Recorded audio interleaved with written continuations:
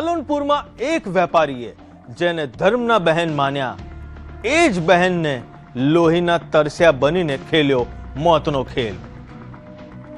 79 તોલા સોના માટે થયેલી આ કરપીણ હત્યાએ આખા ગુજરાતને હચમચાવી દીધું છે।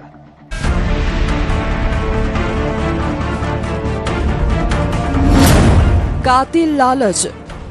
બનાસકાંઠાનું પાલનપુર તારીખ 23 માર્ચ 2026ની એ રાત અને હનુમાન ટેકરી વિસ્તારની એક ગલી।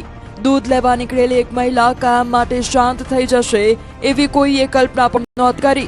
3 દિવસની શોધખોળ બાદ જ્યારે પોલીસને એક અવાવરૂ જગ્યાએથી પ્લાસ્ટિકના કોથળામાં વીંટાળેલી અર્ધ સળગેલી હાલતમાં શાંતિબેન આકેડીવાલાની લાશ મળી ત્યારે આખું પાલનપુર હચમચી ઉઠ્યું। આ માત્ર હત્યા નહોતી પણ વિશ્વાસનું ખૂન હતું, વિશ્વાસનો કરપીણ વધ।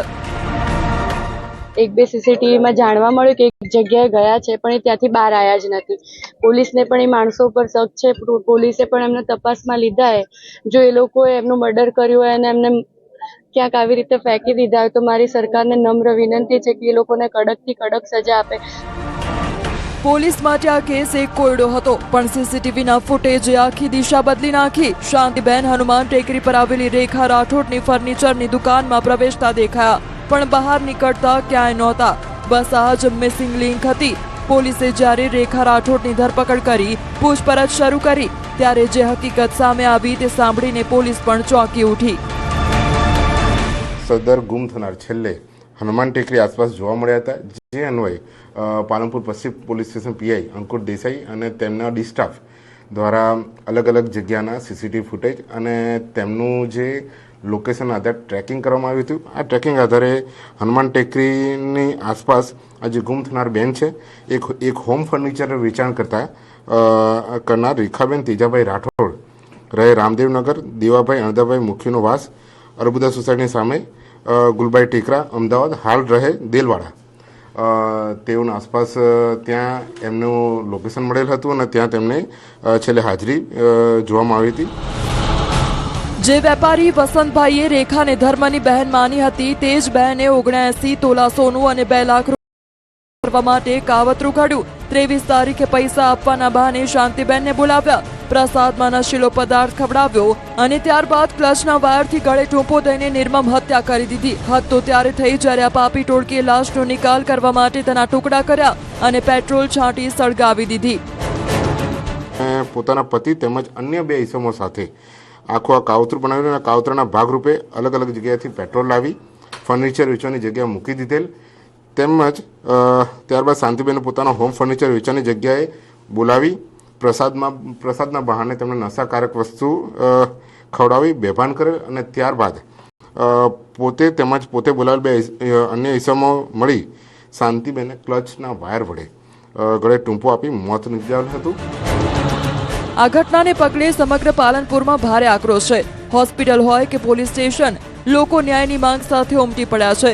પરિવારજનો માટે આ આઘાત સહન કરવો મુશ્કેલ છે કારણ કે જેમને પોતાના માન્યા હતા તેમણે જ લોહીના સંબંધોને લજવ્યા છે। मैं बोल रही हूँ उसको जिसने मर्डर किया है उसका सजा होने चाहिए, फांसी का सजा होने चाहिए। तो बच्चे लोग ने बोले थे इधर से निकले 12:30 बजे, तो उसके बाद हम लोग ने चेक किए तो साहब लोग ने चेक किए तो बोले मर्डर किए हैं, अपना संबंधी ही थे वो लोग। बकीर एक लड़की है, अभी ज्यादा लोग पकड़ाए नहीं है, 2-3 लोग ही पकड़ाए हैं और 3-4 लोग गायब हैं, 6 लोग लड़का हैं वो लोग। પોલીસ તપાસમાં એ વાત બહાર આવી છે કે શાંતિબેનની લાશનો નિકાલ કરવા આરોપીઓ ધાબળામાં લાશ વીંટાળી પ્લાસ્ટિકના કટ્ટામાં ભરી છકડામાં દેલવાડા તરફ ગયા હતા, પરંતુ ત્યાં માણસોની અવરજવર વધુ રહેતા પ્લાન મોકૂફ રાખ્યો અને પાલનપુર ઇન્કમટેક્સ ઓફિસથી આગળ એક બંધ પડેલ શોરૂમના ભોયરામાં લઈ જઈ શાંતિબેનની લાશ પર પેટ્રોલ છાંટી સળગાવી દીધી હતી। હાલ તો પોલીસે હત્યારી રેખા અને તેના સાગરીતોને દબોચી લીધા છે પણ આ કિસ્સો લાલચુ માનસિકતાની પરાકાષ્ઠા સમાન છે। લોભ જ્યારે અંધ બને છે ત્યારે તે સંબંધોની બલી લેતા અચકાતો નથી। બનાસકાંઠાથી કિશોર તુવર, ન્યૂઝ 18 ગુજરાતી।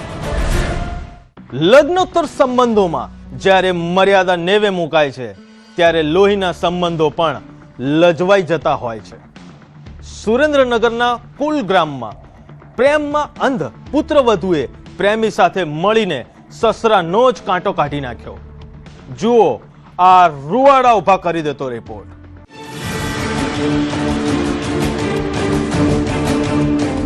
કળિયુગની પુત્રવધુ. સંબંધોની મર્યાદા જ્યારે લજવાય છે ત્યારે લોહીના સંબંધો પણ દુશ્મન બની જાય છે. સુરેન્દ્રનગરનું ફૂલગ્રામ ગામ, જ્યાં રામનવમીના પવિત્ર દિવસે જ પાપનો ગળો ફૂટ્યો. 58 વર્ષીય રમેશભાઈ ગાબુ, જેમનો દોષ માત્ર એટલો જ હતો કે તેમણે પોતાની પુત્રવધુને ખોટા રસ્તે જતા રોકી હતી. પણ કોને ખબર હતી કે આ ઠપકો જ તેમના મૃત્યુનું કારણ બનશે. ઠપકો પડ્યો ભારે.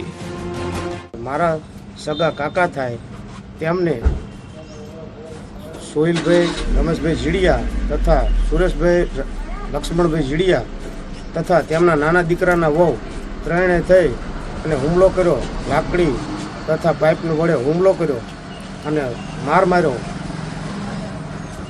તેથી તે મૃત્યુ પામેલ છે. ઘરની ઝીણી મોટી નાની બાબતથી હુમલો કર્યો. તે લોકોએ લાકડી અને પાઇપ વડે માર્યો. વાત છે ચકુબેન નામની મહિલાની, જેણે 5 વર્ષ પહેલા અશોક સાથે પ્રેમ લગ્ન કર્યા હતા. પણ 2 લગ્ન અગાઉ કરી ચૂકેલી ચકુની દાનત ફરી બગડી.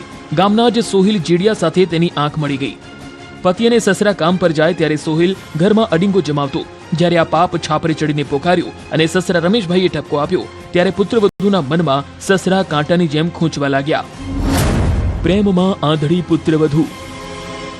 और इसके अंदर 3 आरोपी हैं, सोहिल रमेश भाई जाड़िया, सुरेश भाई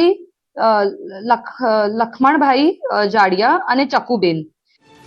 રામનવમીની સવાર, ગામમાં ઉત્સવનો માહોલ હતો, પણ આ ઘરમાં મોતના તાંડવની તૈયારીઓ થઈ ચૂકી હતી. રમેશભાઈએ ફરી એકવાર મર્યાદા જાળવવા ઠપકો આપ્યો અને ઉશ્કેરાયેલી ચકુ, તેનો પ્રેમી સોહિલ અને સાગરીત સુરેશ પાઇપ અને ધોકા લઈને તૂટી પડ્યા. રમેશભાઈ જીવ બચાવવા આજીજી કરતા રહ્યા, પણ આ ત્રણેય પર ખૂન સવાર હતું. લાકડાના ફટકા અને લોખંડના પાઇપના ઘા ત્યાં સુધી ઝીંક્યા જ્યાં સુધી રમેશભાઈના શ્વાસ થંભી ન ગયા. कि जो सोहिल भाई और इनके बीच में प्रेम संबंध था, जिसके बारे में रमेश भाई को पता चला, जो कि चकूबेन के ससुर थे, और इस कारण से मर्डर का बनाव बना और इसमें सुरेश भाई सोहिल भाई की मददगारी में थे. नहीं, हत्या का कारण लोखंड की जो पाइप है वो लगने का कारण हुआ, जो सर पे लगी थी उनके लोखंड की पाइप. रिकंस्ट्रक्शन में वेपन और सबकी रिकवरी हो चुकी है और तीनों के तीनों आरोपी की अटक भी हो चुकी है. હત્યા કર્યા બાદ હવે આ કિલર બહુ પોલીસ સ્ટેશનમાં માદગીના નાટક કરી રહી છે. જે સસરાએ તેને દીકરીની જેમ ઘરમાં આશરો આપ્યો હતો, તેની જ હત્યામાં ભાગીદાર બનીને ચકુએ માનવતાને લજવી છે. જોરાવરનગર પોલીસે ગણતરીના કલાકોમાં જ ત્રણેયને જેલના સળિયા પાછળ ધકેલી દીધા છે. પણ આ ઘટનાએ સમાજ સામે એક મોટો સવાલ મૂક્યો છે કે શું પ્રેમમાં અંધ બનેલો માણસ આટલો ક્રૂર હોઈ શકે? આ કેસ ફરી યાદ અપાવે છે કે માં ગેરસમજ અને ખોટા નિર્ણયો ક્યારેક જીવલેણ સાબિત થાય છે અને એક ક્ષણનો ગુસ્સો બદલી શકે છે આખી જિંદગી. લગ્નેતર સંબંધોનો આ કરુણ અંજામ એક હસતા રમતા પરિવારને વેર વિખેર કરી ગયો છે. સુરેન્દ્રનગરથી અક્ષય જોશી, ન્યૂઝ 18 ગુજરાતી.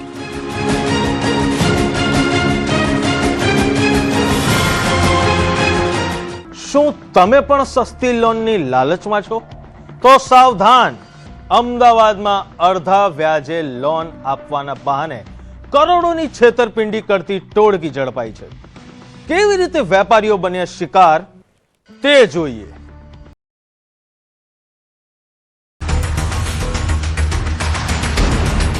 સફેદ કોલર ગુનેગારોની એક એવી ટોળકી જેણે આસામથી લઈને તામિલનાડુ સુધી છેતરપિંડીનું નેટવર્ક ફેલાવ્યું હતું. 100 કરોડની લોન આપવાનું સપનું બતાવીને લાખો રૂપિયા પડાવતી આ કોર્પોરેટ ઠગ ગેંગનો આખરે પર્દાફાશ થયો છે. ઝોન 7 એલસીબીની ટીમે શતરંજની એવી ચાલ રમી કે આખી ગેંગ જેલના સળિયા પાછળ ધકેલાઈ ગઈ છે. લોન લાલચની માયાજાળ. પોલીસના સકંજામાં ઉભેલા ચહેરાઓને ધ્યાનથી જોઈ લો. જીતેન્દ્ર મકવાણા, અલ્પેશ મકવાણા, કેયુર પટેલ અને શૈલેષ પરમાર. કોઈ બસ કંડક્ટર છે તો કોઈ રેપિડો ચલાવે છે, પણ જ્યારે ભેગા થાય ત્યારે કરોડોની લોન મંજૂર કરાવતી નકલી કંપનીના અધિકારી બની જાય છે. આ ટોળકીએ આસામના વેપારી પાસેથી 35 લાખ અને તામિલનાડુના વેપારી પાસેથી 30 લાખ જેટલી રકમ માત્ર સ્ટેમ્પ ડ્યુટીના નામે ખંખેરી લીધી. કે કોઈ પણ વ્યાપારીને કોન્ટેક્ટ કરી સામેથી અને એને ડિસ્કાઉન્ટ ઉપર કે 50% માર્કેટ રેટથી ડિસ્કાઉન્ટ ઉપર લોન અપાવવાને બહાને એને કોન્ટેક્ટ કર્યો હતો એમાં બોડકદેવવાડી ફરિયાદમાં જોરહાટ આસામના બિઝનેસમેન હતા અને બીજીમાં તમિલનાડુના એક બિઝનેસમેન હતા અને એને કોન્ટેક્ટ કરીને અને એના પછી અમદાવાદ બોલાવીને અમદાવાદમાં એક ઓફિસમાં મીટિંગ કરી હતી. આ ગેંગની મોડસ ઓપરેન્ડી કોઈ ફિલ્મી સ્ક્રિપ્ટથી કમ નથી. આણંદથી ઓપરેટ થતી આ ટોળકી ટેલિગ્રામ અને અન્ય સોશિયલ મીડિયા દ્વારા વેપારીઓના નંબર મેળવતી હતી. ત્યારબાદ શરૂ થતો હતો માસ્ટર માઇન્ડ વિકી શર્મા અને નિતાંત શર્માનો અસલી ખેલ, જેઓ નકલી કંપનીઓ ઊભી કરી વેપારીઓને ભરોસો અપાવતા કે તેમને બેંક કરતા અડધા વ્યાજે લોન મળી જશે. ઠગાઈનું કોર્પોરેટ કનેક્શન. એ ટોળકીના જ માણસ બંને જગ્યાએ ગયા હતા વેરિફિકેશનના બહાને અને તે પછી ફરીથી એકવાર અમદાવાદમાં મીટિંગ કરીને અને બોડકદેવવાડી એફઆઈઆરમાં 100 કરોડના લોન અને એમાં 30 કરોડના સેટેલાઇટમાં 30 કરોડના લોનના બહાને એને સ્ટેમ્પ ડ્યુટી 1% કે 0.5% સ્ટામ્પ ડ્યુટીના બહાને બોડકદેવવાડી એફઆઈઆરમાં જોરહાટના વેપારીથી 35 લાખ રૂપિયા અને સેટેલાઇટ વાળી એફઆઈઆરમાં તમિલનાડુના વેપારીથી 29,75,000 રૂપિયા કઢાવીને એ બનાવ બનેલો હતો. માસ્ટર માઇન્ડ હજુ પણ દૂર. જેમની પાસે ખાવાના ફાંફા હતા તેવા લોકો આ ગેંગમાં ઓફિસ બોય બનીને વેપારીઓને ઠગવામાં મદદ કરતા હતા. પોલીસને શંકા છે કે આ ગેંગનો વ્યાપ માત્ર અમદાવાદ પૂરતો સીમિત નથી, પણ અન્ય રાજ્યોમાં પણ આ ઠગબાજોએ અનેક વેપારીઓને શિકાર બનાવ્યા હોઈ શકે છે. હાલમાં મુખ્ય સૂત્રધાર વિકી અને નિતાંત ફરાર છે, જે બાદ અનેક મોટા ખુલાસા થવાની શક્યતા છે. એ 4 આરોપીમાં જીતેન્દ્ર મકવાણા જો છે એના સિમ એ ખોટી સિમ પ્રોવાઈડ કરવાનું અને ખોટે નંબરથી કોન્ટેક્ટ કરવાનું એનો રોલ હતો અને જો અલ્પેશ મકવાણા છે એ ખોટી ઓળખ આપીને બીજો નામથી એ કોન્ટેક્ટ કરતા હતા અને આખી વાતચીત આખા કમ્યુનિકેશન બિઝનેસમેનથી અને અહીંયા બોલાવવાની અને પાછી કરવાનું એનું કામ હતું. લોભિયા હોય ત્યાં ધુતારા ભૂખે ન મરે, આ કહેવત અહીં સાર્થક થાય છે. જો તમે પણ આવી કોઈ સસ્તી લોનની લાલચમાં હો તો ચેતી જજો, નહીતર તમારો પણ વારો આવી શકે છે. અમદાવાદથી નવીન ઝા, ન્યૂઝ 18 ગુજરાતી. તમને કંગાળ બનાવી શકે છે. સુરતના શેર બજારના નામે ખેલાયો 14 લાખનો ડિજિટલ ખેલ. સાયબર પોલીસે કેવી રીતે ઉકેલ્યું આ હાઈટેક છેતરપિંડીનું જાળ? જુઓ આ ખાસ રિપોર્ટ.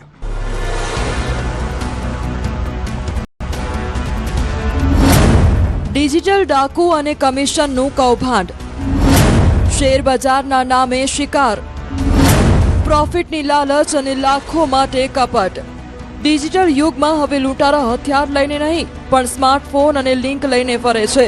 સુરતમાં એક શખ્સને રાતોરાત અમીર બનવાના સપના દેખાડી એમઓ પ્રોસ્પર એક્સ નામની માયાજાળમાં ફસાવવામાં આવ્યો. ઊંચા નફાની લાલચ આપી એવી રીતે ટ્રેપ ગોઠવવામાં આવી કે ફરિયાદીએ જોતજોતામાં 14,55,000 રૂપિયા ગુમાવી દીધા. જ્યારે પૈસા ઉપાડવાનો વારો આવ્યો ત્યારે ખબર પડી કે આ તો આખું ડિજિટલ સામ્રાજ્ય જ નકલી હતું. ફરિયાદીને એવો લોભ લાલચ આપવામાં આવી હતી કે તમે અગર પ્રોસ્પેરા એક્સ નામની એક ટ્રેડિંગ એપ્લિકેશન છે એમાં અગર ઇન્વેસ્ટ કરશો, એના મારફતે અગર તમે સ્ટોક ટ્રેડિંગમાં ઇન્વેસ્ટ કરશો તો તમને વધારે નફો મળશે. તો એમ જણાવી એમની પાસેથી 14,55,000 જેટલાનું રોકાણ કરાવવામાં આવ્યું હતું અને જ્યારે ફરિયાદીએ વિડ્રો કરવાની પ્રયત્ન કરી તો એમને વિડ્રોવલ એમને આપવામાં આવેલ નહોતું. ત્યારે એમને ખબર પડી કે ખરેખર મારી સાથે છેતરપિંડી કરવામાં આવી છે. લેયર 1 એકાઉન્ટ અને 1 કરોડના ટ્રાન્ઝેક્શન.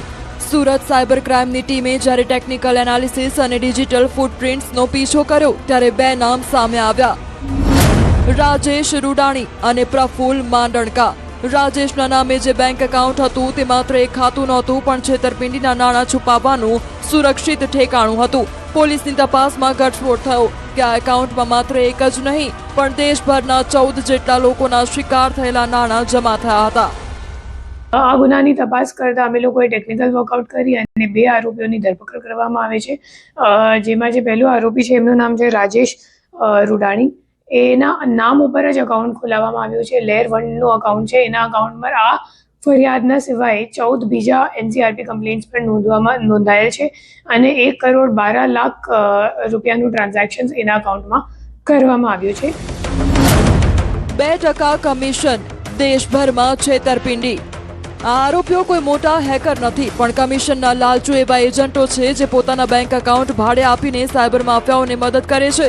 માત્ર 2% કમિશનની લાલચમાં રાજેશે પોતાનું એકાઉન્ટ પ્રફુલ્લને આપ્યું અને પ્રફુલ્લે તે એકાઉન્ટ દિલ્હી બેઠેલા માસ્ટરમાઇન્ડ સુધી પહોંચાડ્યું. આ એક સુનિયોજિત નેટવર્ક છે જ્યાં દરેક સ્તરે કમિશન વહેંચાય છે અને નિર્દોષ લોકોની પરસેવાની કમાણી લૂંટાય છે. 2% કમિશન જે ટ્રાન્ઝેક્શનનું વેલ્યુ છે એમાં 2% કમિશન એમને મળશે એમ કહીને એમના નામ ઉપર એકાઉન્ટ ખોલાવવામાં આવ્યું હતું. અને જે રાજેશ સુઢાની છે એમના દ્વારા પ્રફુલ્લ કરીને બીજો આરોપી છે જેમની પણ ધરપકડ કરવામાં આવી છે એમને આપતો હતો. અને પ્રફુલ્લભાઈ પછી આગળ જઈને હિરેન સુચિત્રાને કરંટ એકાઉન્ટ આપતો હતો અને હિરેન સુચિત્રા પછી દિલ્હીને કોઈને આ અકાઉન્ટ મોકલતા હતા. મિત્રતા કે ગુનાની ભાગીદારી? ચોંકાવનારી વાત એ છે કે આ બંને આરોપીઓ વ્યવસાય વેપારી છે અને ખાસ મિત્રો પણ છે. પ્રફુલ્લની દુકાને રાજેશ બેસતો હતો અને ત્યાં જ આખું કાવતરું ઘડાયું. સાયબર ક્રાઇમની ટીમે હવે આ નેટવર્કના અન્ય છેડાઓ એટલે કે હિરેન, સોજિત્રા અને દિલ્હીના કનેક્શન સુધી પહોંચવા ચક્રો ગતિમાન કર્યા છે. જે બંને આરોપી છે એ લોકો વેપારનું કામ કરે છે. જે પ્રફુલ્લભાઈ છે એનું એક પોતાનું અકાઉન્ટ ખાતું છે સુરતમાં, દુકાન છે, અને આ દુકાન પર જે રાજેશ કરીને આરોપી છે એ પણ ત્યાં જ બેસતો હતો અને બંને ભાઈબંધ છે. લિંક પર ક્લિક કરતા પહેલા 100 વાર વિચારજો. સુરત સાયબર સેલની આ કાર્યવાહીથી સ્પષ્ટ થાય છે કે ડિજિટલ દુનિયામાં સાવચેતી જ સૌથી મોટું કવચ છે.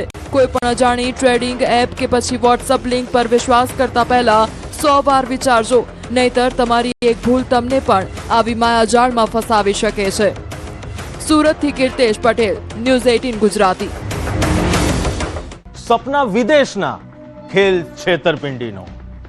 સાયબર માયાજાળ રચીને સુરતીઓને લાખોનો ચૂનો લગાવનાર ડિજિટલ ઠગ હવે પોલીસ સકંજામાં છે. જોઈએ પાલ પોલીસનું ઓપરેશન નોઈડા.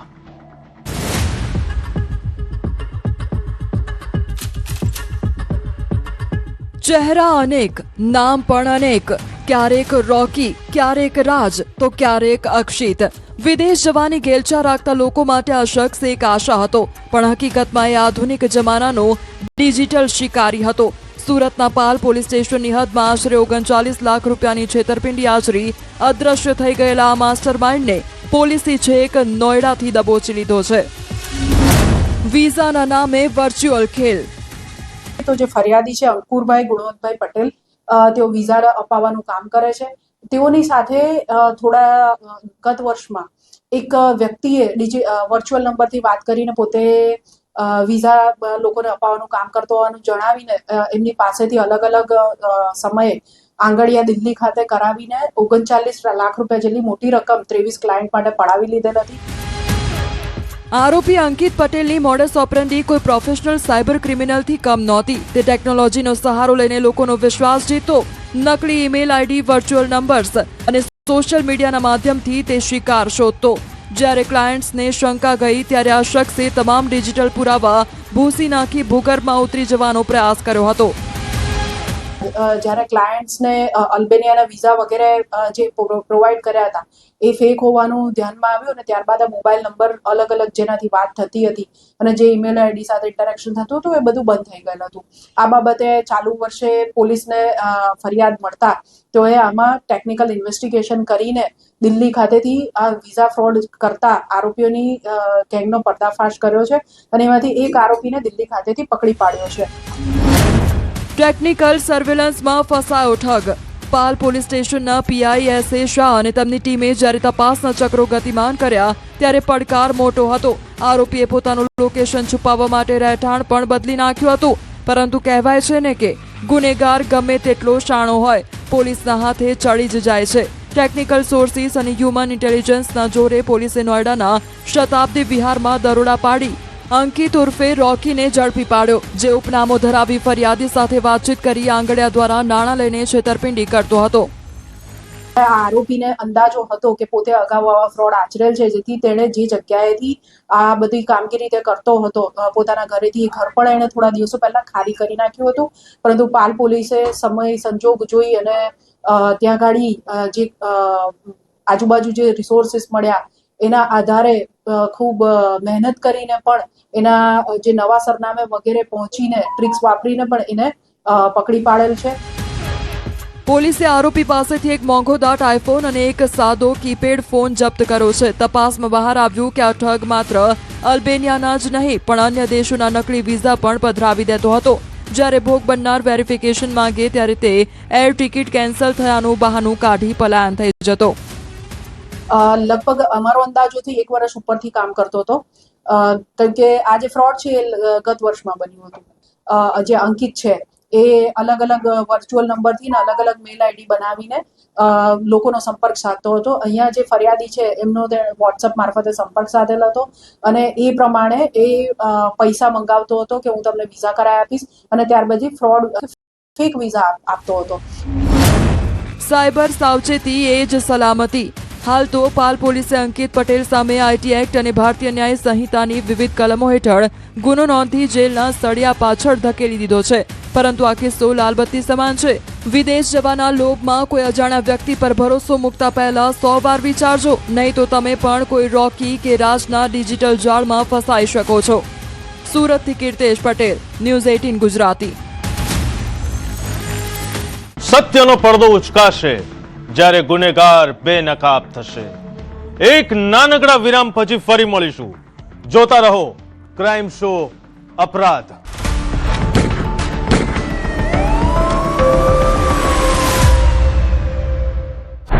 રાજ્યના ખેડૂતો થઈ જજો સાવધાન. ફરી આવી રહી છે આકાશી આફત. ભર ઉનાળામાં જગતના તાતને વરસાદનો ડર છે. માર્ચની શરૂઆતમાં જ માવઠાનો માર સહન કરી ચૂકેલા ખેડૂતો પર વધુ એક આફતના એંધાણ છે. હવામાન વિભાગ અને હવામાન નિષ્ણાંતે આગાહી કરી છે કે માર્ચના અંતના ભાગમાં રાજ્યના કેટલાક વિસ્તારોમાં માવઠું ત્રાટકશે. 29 और 30 मार्च को हम गुजरात राज्य के मेनली जो उत्तरीय जिला है इसमें हल्का बारिश के साथ thunderstorm with lightning gusting wind speed 30 to 40 kilometre yellow warning के साथ हम दे रहे हैं.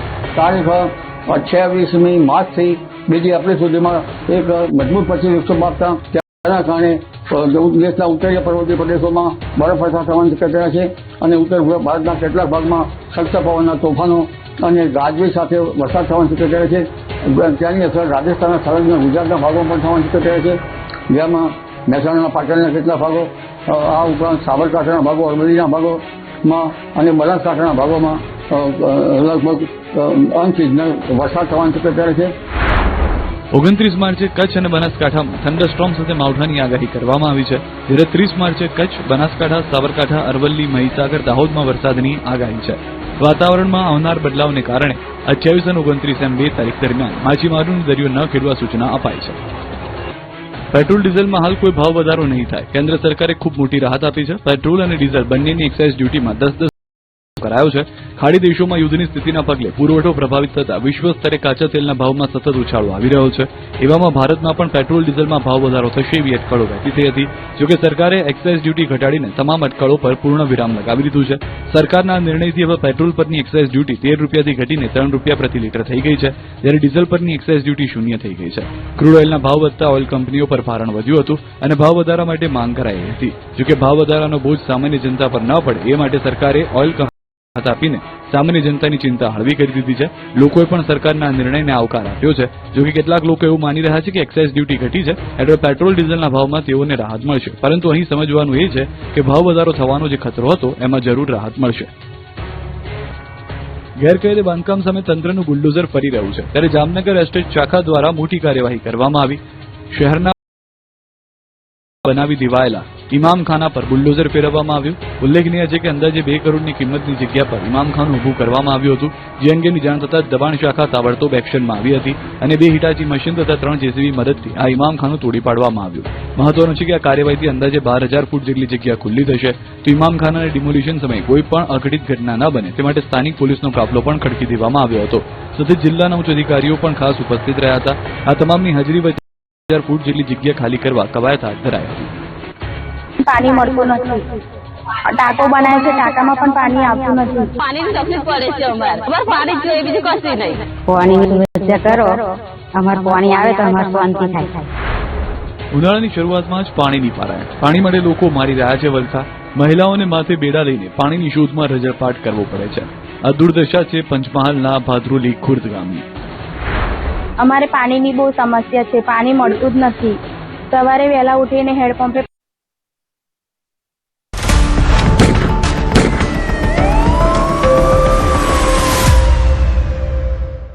પાડોશી જ પાકો દુશ્મન નીકળે ત્યારે કેવી આફત આવે તેનું ઉદાહરણ પોરબંદરમાં જોવા મળ્યું. જમીનની અદાવતમાં મહિલાએ પાડોશીના ઘરે જ હાથ ફેરો કર્યો. જોઈએ કોણ છે તે ચાલબાજ પાડોશી.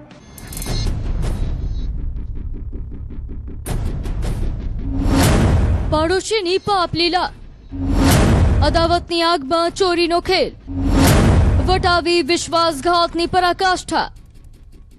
શાંત દેખાતા ગામડાની અંદર અદાવતની કેટલી ભયાનક આગ સળગતી હોય છે તેનો પુરાવો છે પોરબંદરનું આ શિશલી ગામ. ગત 13 નવેમ્બરે જ્યારે સૂરજ માથે હતો ત્યારે એક ઘરના તાળા તૂટ્યા. કોઈ પ્રોફેશનલ ગેંગ નહીં, પરંતુ એક એવી વ્યક્તિ ઘરમાં ઘૂસી જે ઘરના ખૂણે ખૂણાથી વાકેફ હતી. લાખીદરાના ઘરમાં કબાટમાંથી 46 તોલા સોનું અને 1.5 લાખની રોકડ ગાયબ થઈ ગઈ. પોલીસે તપાસ શરૂ કરી તો શંકાની સોય સીધી પાડોશમાં જઈને અટકી. એક ઘરફોડ ચોરીનો બનાવ બનેલ, જેમાં ફરિયાદી લાખીબેન ભૂપતભાઈ ઓડેદરા, જેઓ શિશલી ગામ ટીંબાવાડી વિસ્તારના રહેવાસી છે, તેમની વાડીએ તેમના રહેણાંકના મકાનમાં સવારના 10:30 થી બપોરના 1 વાગ્યાના સમયમાં ઘરફોડ ચોરીની ઘટના બનેલ. 46 તોલા સોનું અને ભેદી ચોરી. ચોરી સામાન્ય નહોતી. હાર, મંગળસૂત્ર, લકી અને વીંટીઓ, જાણે તસ્કરોએ આખું ઘર સાફ કરી નાખ્યું હતું. પોલીસ માટે પડકાર એ હતો કે ઘરમાં કોઈ પણ બહારની વ્યક્તિની અવરજવર દેખાઈ નહોતી. ત્યારે પોરબંદર